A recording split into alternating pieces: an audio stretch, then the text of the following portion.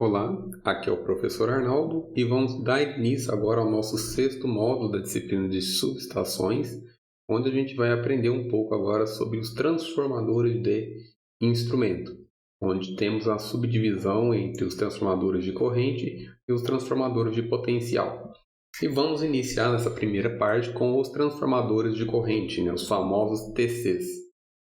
Bom, quais são as definições básicas ali, Vou passar aqui uma abordagem bem geral desses equipamentos, quais são as suas funções básicas, algumas características essenciais aí, servirão de base para que a gente possa entender a especificação desse equipamento.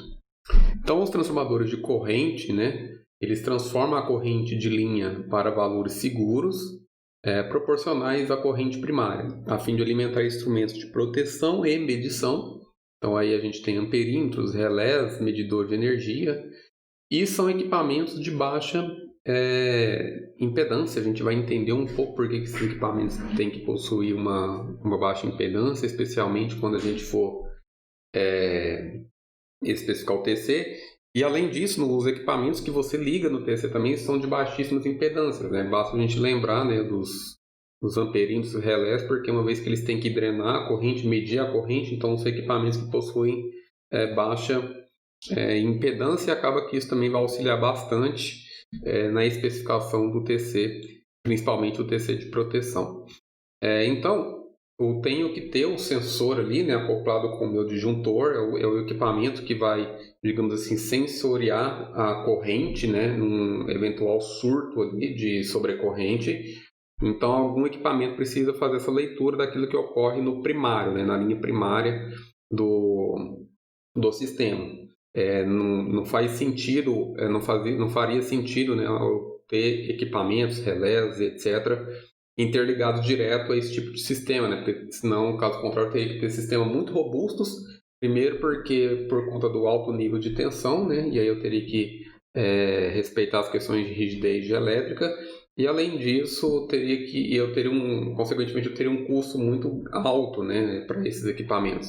Então, é melhor eu trabalhar com esses equipamentos de medição e proteção em níveis seguros, em níveis de baixa tensão e baixas correntes. Eles tornam-se mais flexíveis e com custo-benefício também melhor.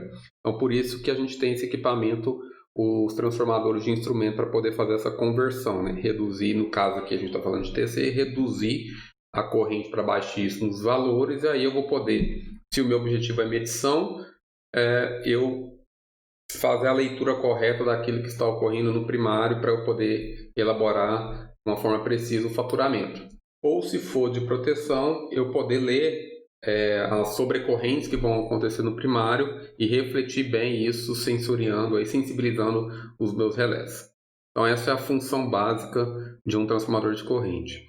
De praxe, o enrolamento de primário, para que você faça essa redução, ele terá que possuir pouquíssimas espiras, Basta a gente lembrar da relação de transformação, onde a gente tem I1 sobre I2 é igual a 1 sobre N. É inversamente proporcional à relação de transformação. Então, se eu tenho que ter... isso aqui significa então que eu tenho que ter N2 sobre N1. Então, se eu preciso pegar essa corrente do primário e ter no secundário uma corrente baixa, então significa, se a gente isolar aqui a corrente I2, teremos I2 igual a I1 vezes N1 sobre N2, certo? Então, se eu preciso de uma baixa corrente, I2, a leitura aqui 2, então significa que eu terei muitas espiras no secundário e poucas espiras no primário.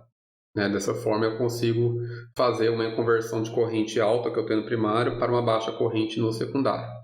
Geralmente, as correntes que a gente mede e faz a conversão é uma corrente para 5 amperes. É o padrão, tá? Na maioria dos casos, você vai encontrar essa relação de transformação, ou seja, um valor nominal X no primário, convertendo para 5 amperes no secundário. Obviamente, também temos como padrão também o valor de 1 ampere, pode existir também, tá? Mas o padrão, o que vocês mais vão encontrar, valores para 5 amperes no secundário.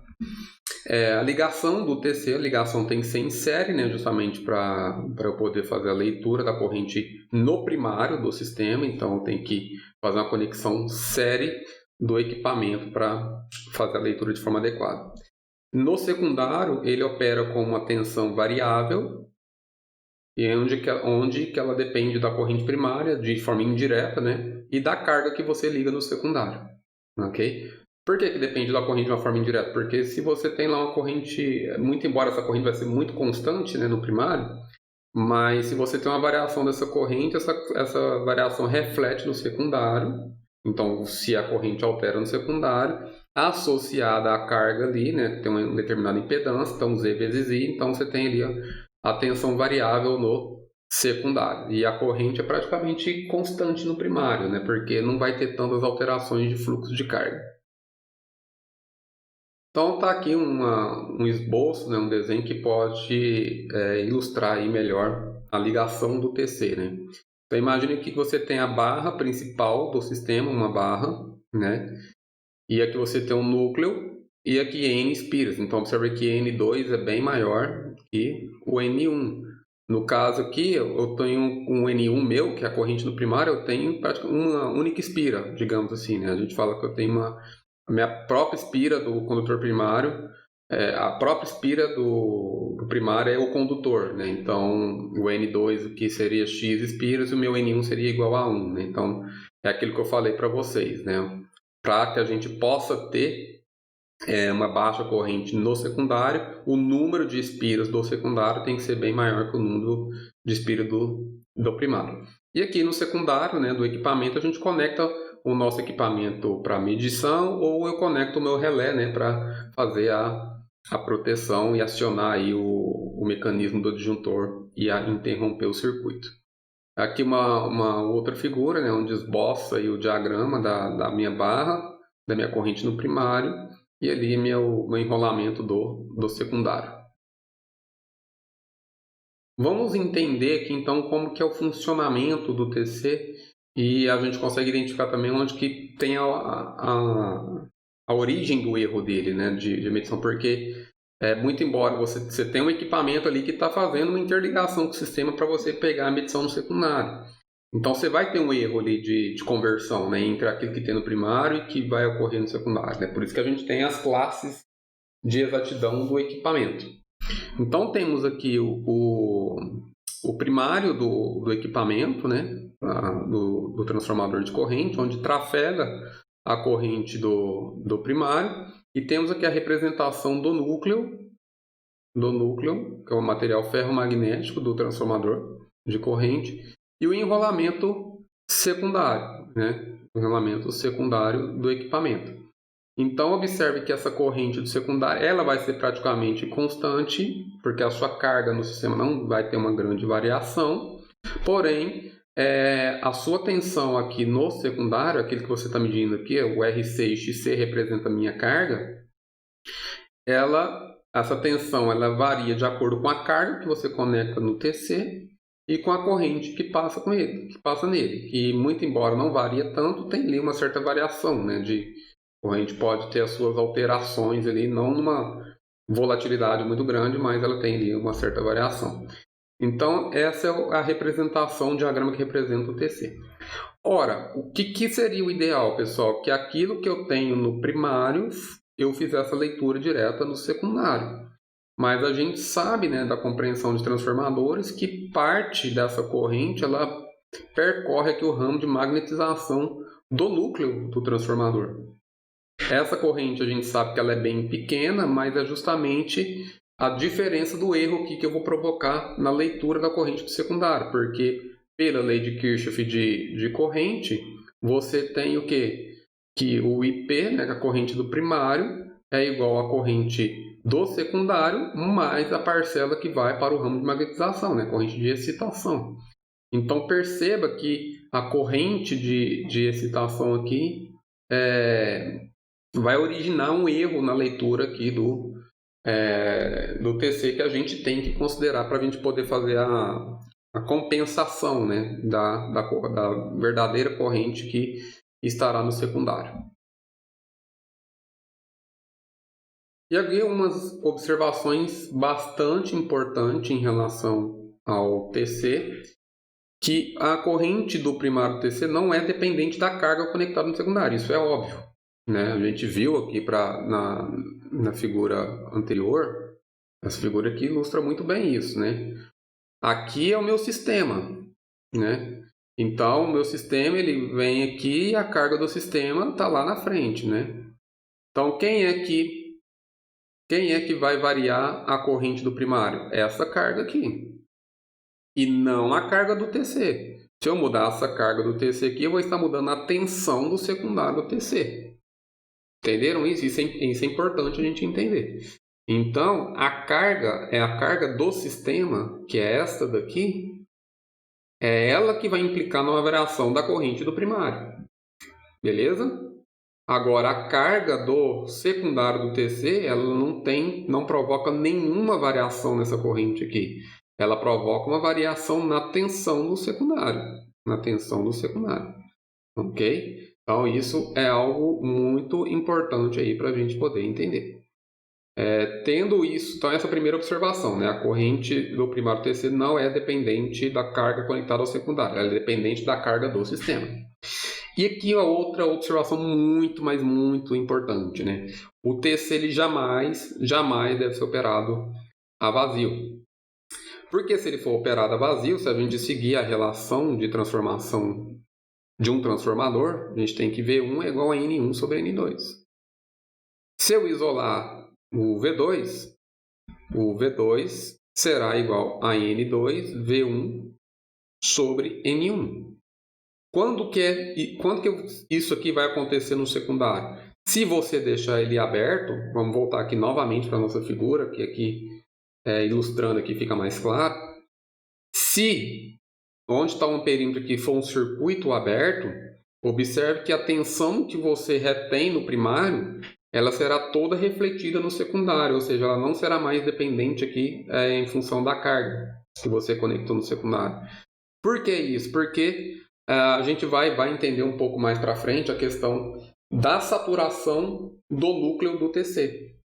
Porque se você deixar o circuito aberto aqui no secundário do TC, você vai saturar esse equipamento e saturando você vai fazer com que se estabeleça uma elevadíssima tensão no secundário do equipamento, levando aí os operadores que estiverem aqui a nível aqui na baixa tensão a riscos bastante grandes, né? Outra forma de você entender isso é o seguinte: se a gente vir aqui para esse circuito do diagrama representativo, observe o seguinte: a gente sabe que a tensão no secundário do TC ele varia de acordo com a carga, certo?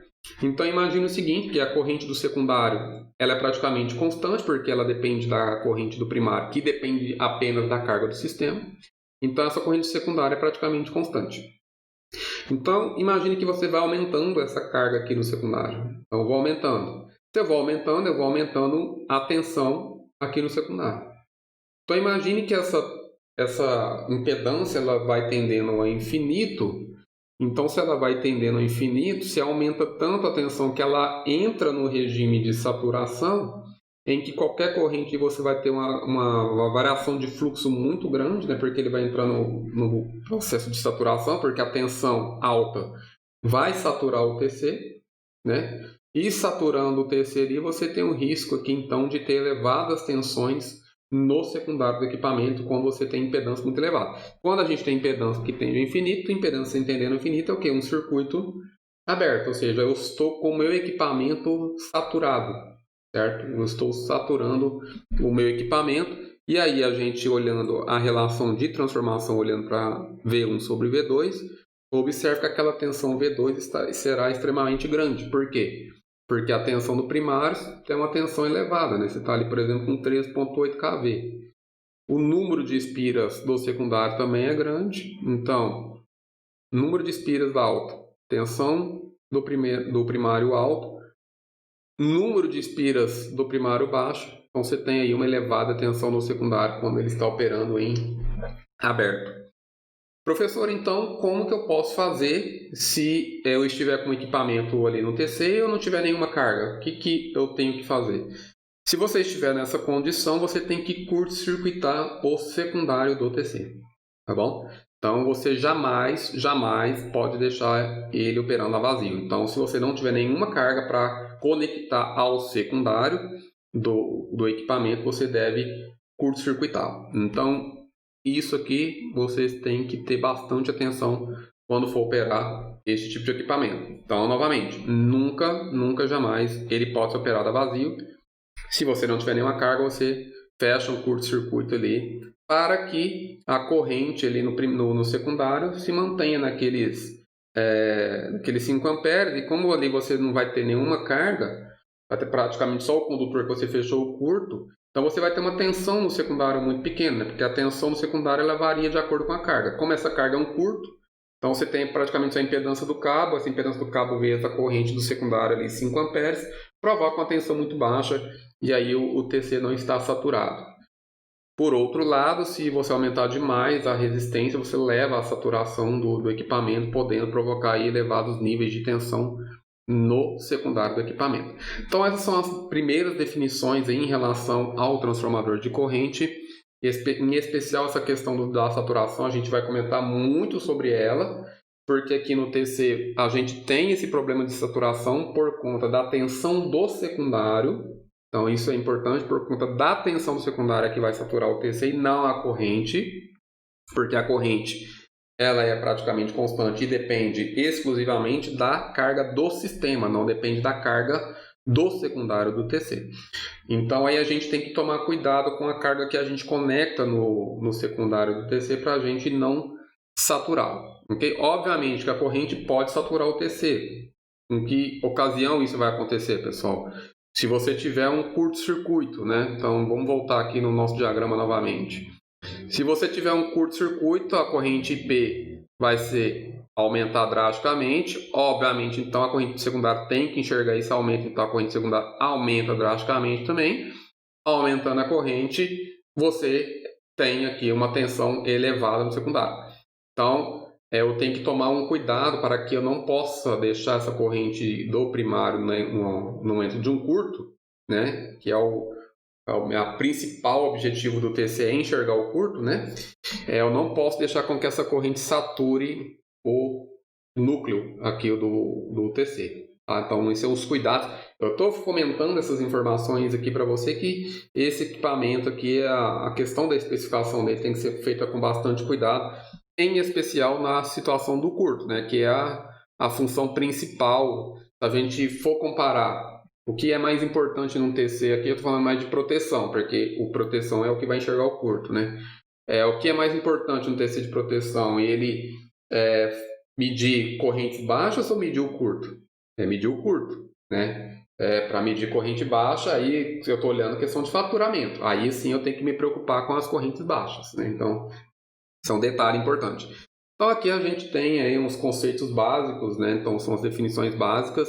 E na próxima aula nossa a gente vai apresentar aí as formas construtivas existentes dos transformadores de corrente.